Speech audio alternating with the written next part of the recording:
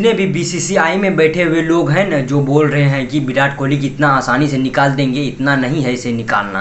पहले आप लोग सुनो कि मोहम्मद साहब क्या बोल रहे हैं। क्या विराट कोहली 2027 का 50 ओवर वर्ल्ड कप खेल पाएंगे?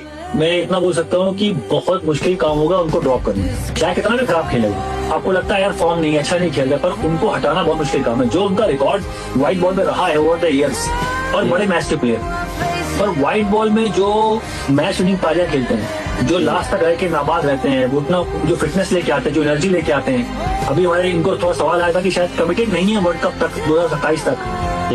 तो मैं बता रहा हूँ वो बंदा जब फील्ड पे उतरेगा तो 120% कमिटमेंट लेके आएगा ग्राउंड पे। ये तो आपको ये तय बात है। और जो लोग सोच रहे हो ना बीसीसीआई निकाल देंगे विराट कोहली को टीम से, इतना आसान नहीं है विराट कोहली को निकालना।